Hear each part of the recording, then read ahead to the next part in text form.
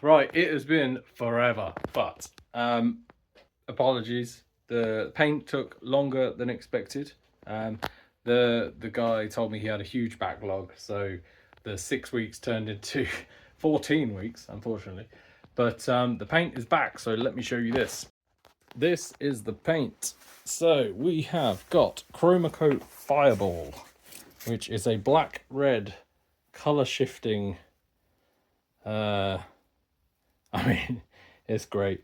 It looks so good. It's like a black base coat, and then the chroma coat on top. Yeah, that's the rear mudguard, and then we've got the coolant reservoir. So that's nice. It's kind of like got a bit of a metallic, not metallic, like a sort of a candy glitter in there. I don't know if that was part of the paint or whether that's just been put in, but yeah, these look so good.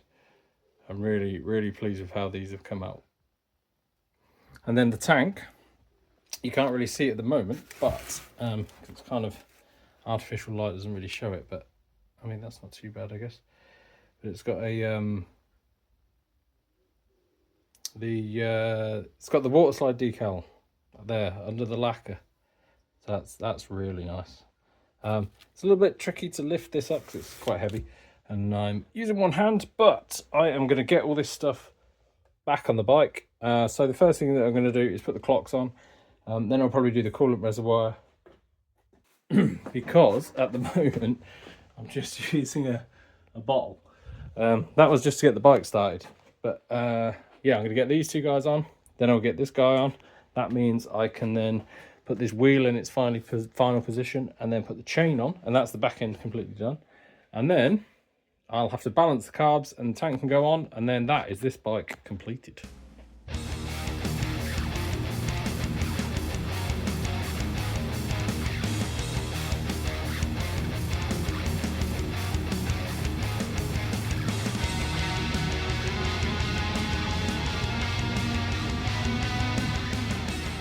Right, there we go.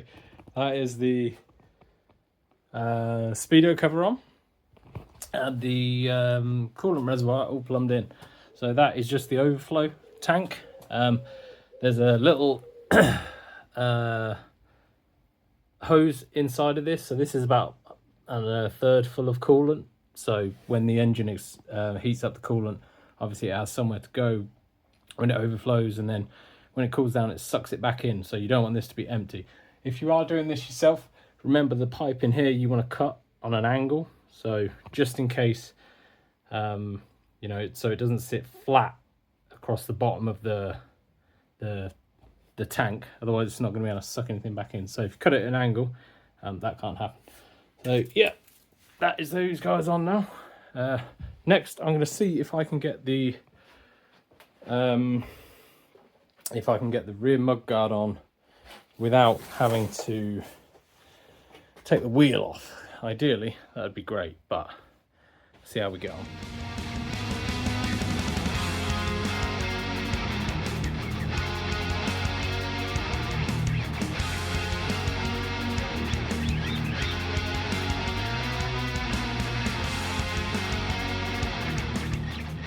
Okay, that is the rear mudguard on. The chain is now on, and the rear axle is now torqued up and tightened. I've adjusted the chain as well. I do need to adjust this rear brake rod, but I can do that when I start shifting the bike around. But yeah, essentially that is the rear end complete now. Now it's time to get the carbs balanced and then put the tank on. It is finally time to fit the tank. Look at this thing. Beautiful. Beautiful. Great paintwork. And the decal, I think, had to be trimmed in a certain way to get it to fit, but yeah, looks really nice. I'm really pleased with this. This paint is crazy. Really like it. It just changes colour depending on what direction you're looking at it. But yeah, gonna get it on.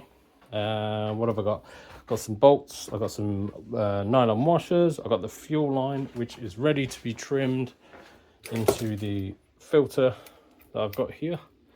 I was waiting on this little rubber washer in here, so yeah, going to get this thing on.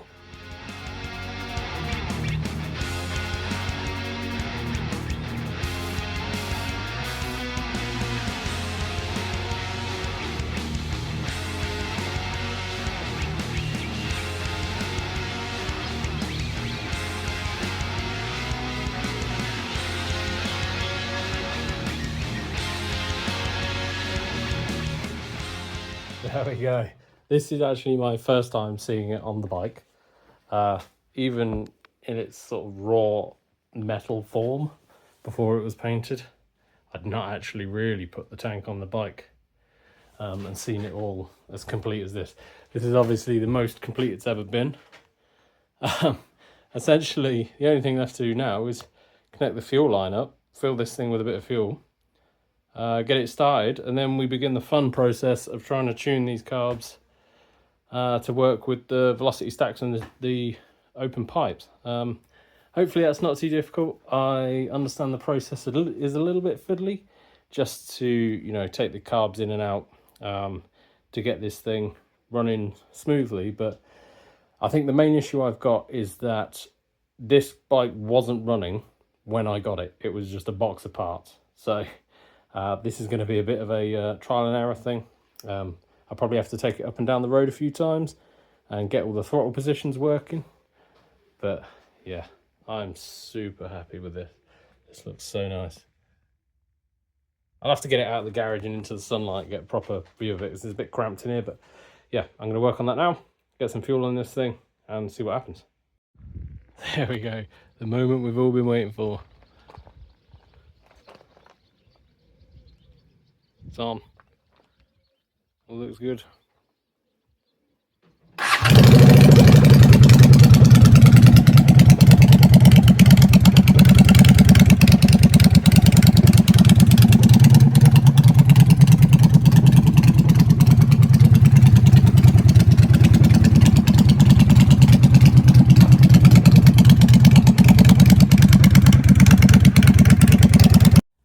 Here we go.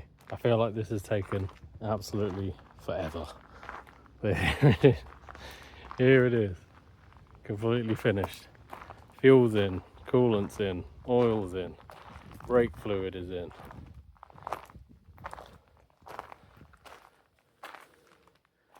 Every little nut and bolt, torque to spec.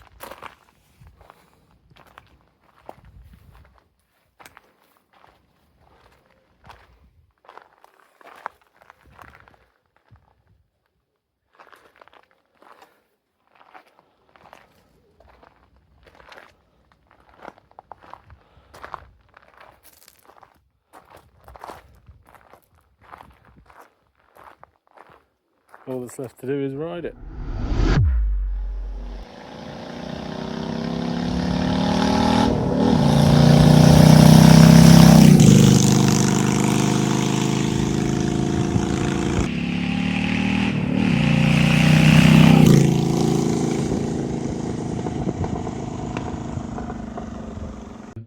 It did take a little bit of going just to get the fuel flowing through the carbs, but once it went in there, yeah, it did actually fire up pretty quick.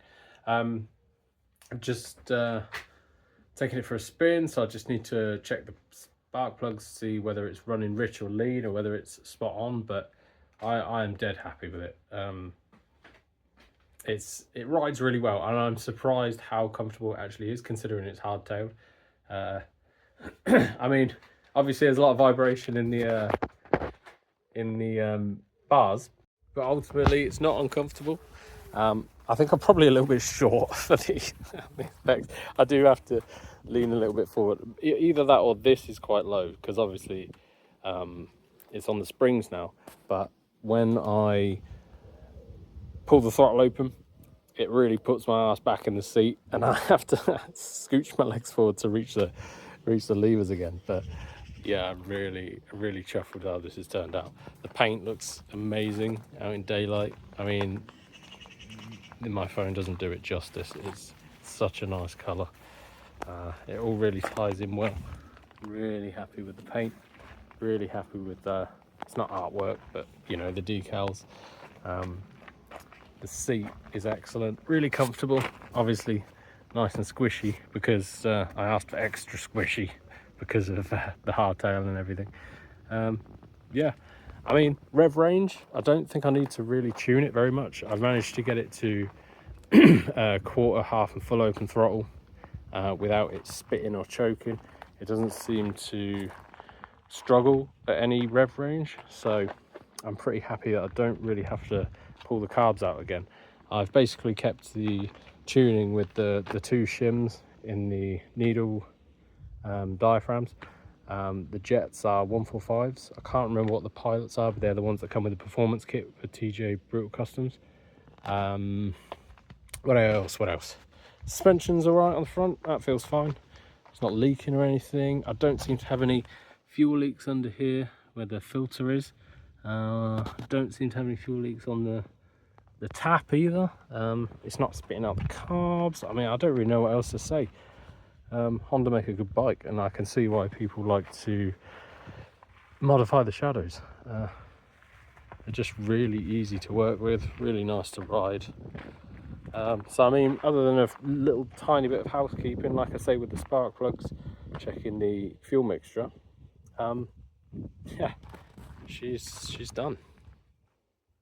So if you followed along up to this point, I mean, thanks for watching. Sorry for all the delays, but I would have loved to have get this finished, you know, really fast. But it was just, you know, things like the paint work taking 14 weeks, and waiting for the TJ Brutal Custom stuff to be imported. Took a little bit of time, but you know, we're there now. I think all in all this took about 16 months, something like that. I'm not 100% sure, somewhere around that timeline. And I think I've spent, if you want a cost breakdown, probably in the region of £7,500 to £8,000, whatever that is in dollars. Probably somewhere around the region of 10k. But yeah, don't know what else to really say about this one. Thanks for watching, following along, and catch you in whatever I'm up to next.